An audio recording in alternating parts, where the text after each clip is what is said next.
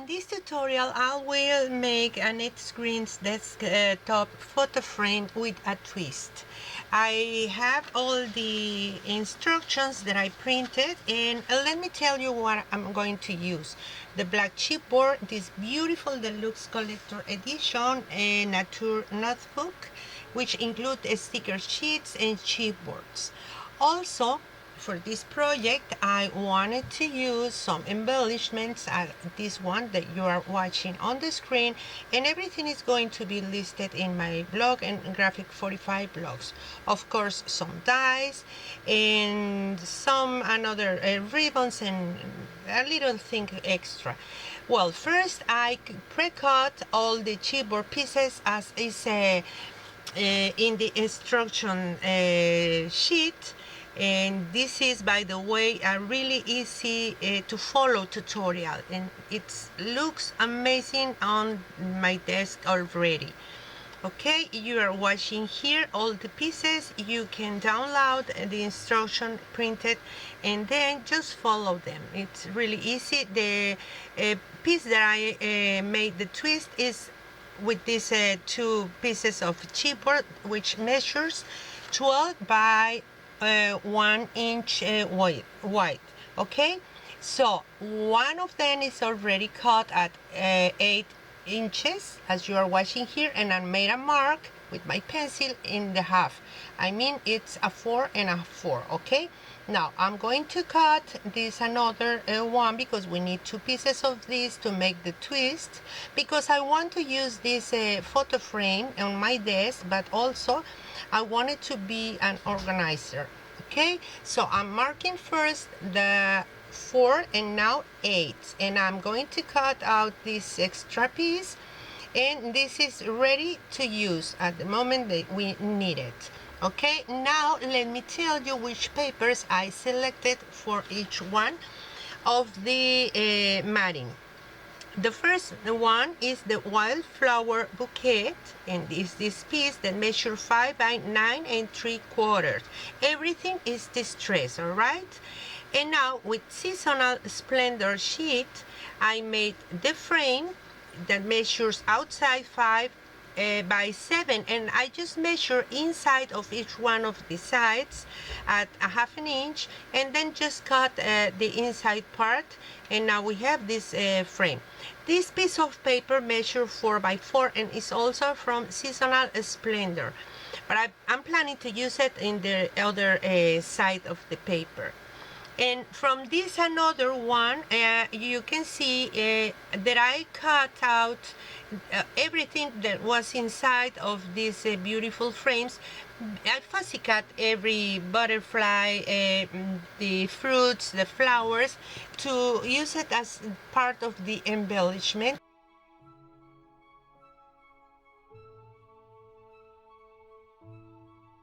With the big piece of the Seasonal Splendor sheet, I already cut two strips that measures 1 inch, and the long that is left in. Okay, so and this is going to be to cover outside the box.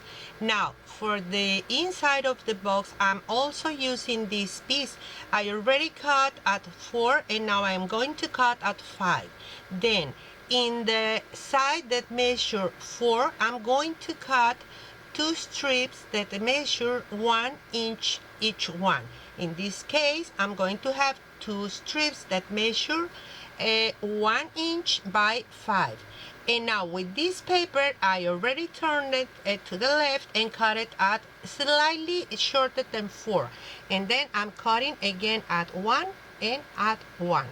We will have 4 pieces to cover inside the tiny box, and I'm going to distress everything, of course, to make this even with the rest of the papers.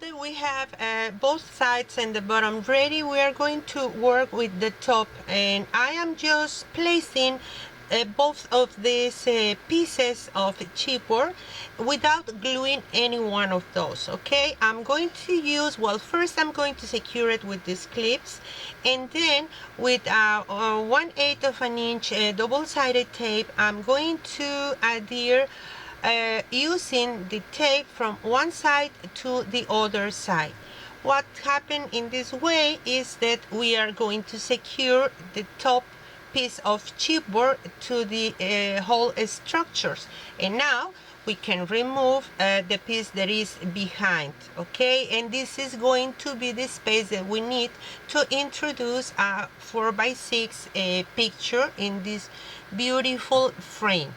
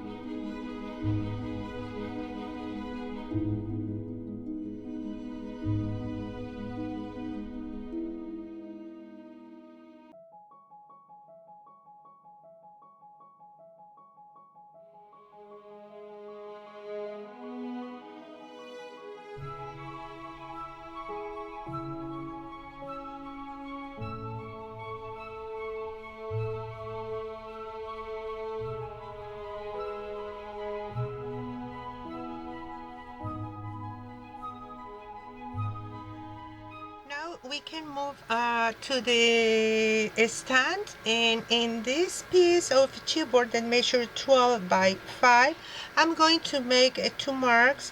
One is at 7 inches and the other one is at 9.5.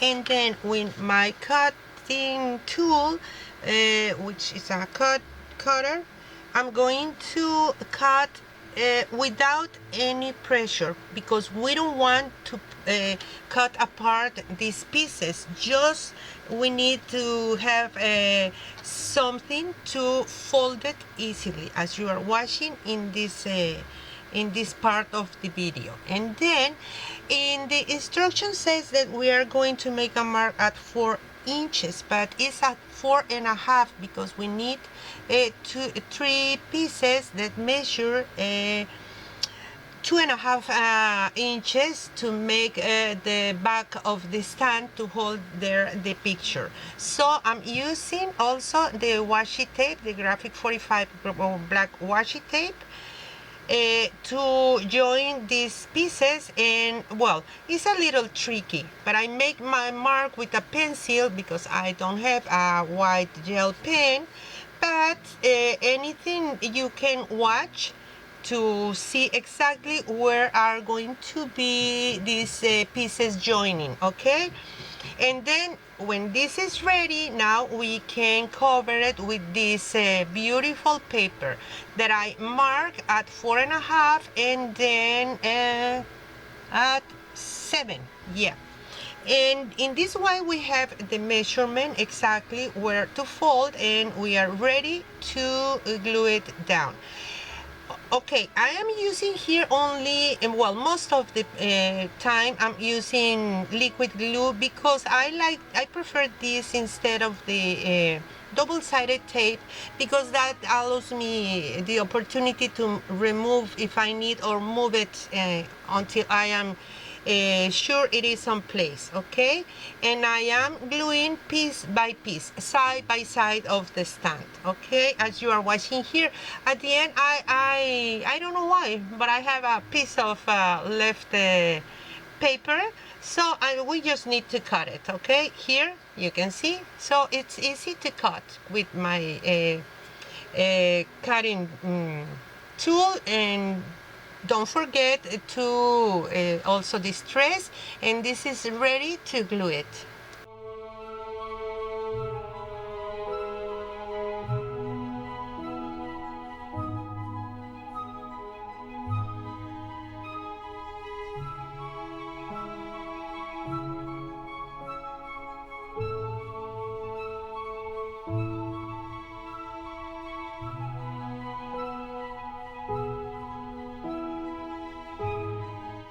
And now that we have everything ready, we are going to make the twist that I am including. Remember these two pieces that measure 1 by 8? Well, I am just sliding cutting at the measurement of 4 because we need a square to add on top of the base. So just watch what I am doing here. I am just gluing it.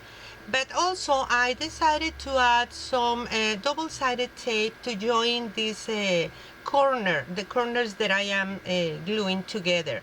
In that way I am sure it's going to be secure. And now we are ready to put the other side also. And I am using the piece of paper, the graphic 45 paper, just to be sure it's a square, this piece, okay? Now we are ready to matting also this piece.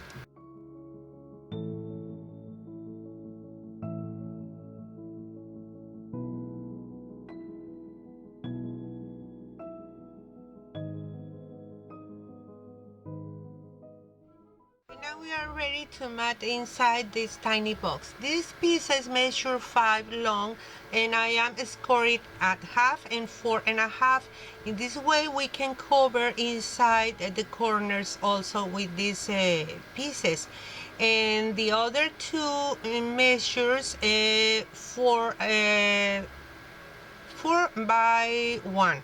Okay, so these two needs to be with in front of each one, okay, as you are watching on the screen. And then the other ones are going to be also one facing the short is going to be facing the short, and the long is going to be facing the long one.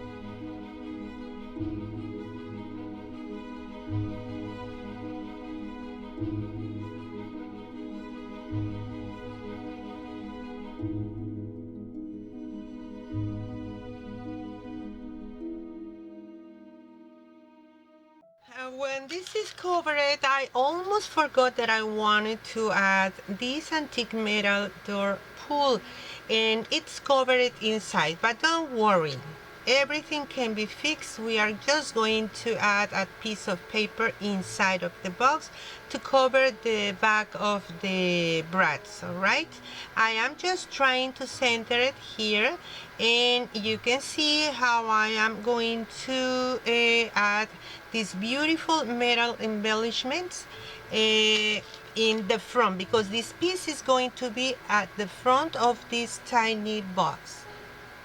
I am using also a very strong adhesive here to attach the metal door pull. No matter, I am using also the brads, of course, but this is going to be really secure. You can see here how ugly this back of the brad, the legs of the brad are looking, showing behind, but this can be covered with a piece of paper. Don't worry for that.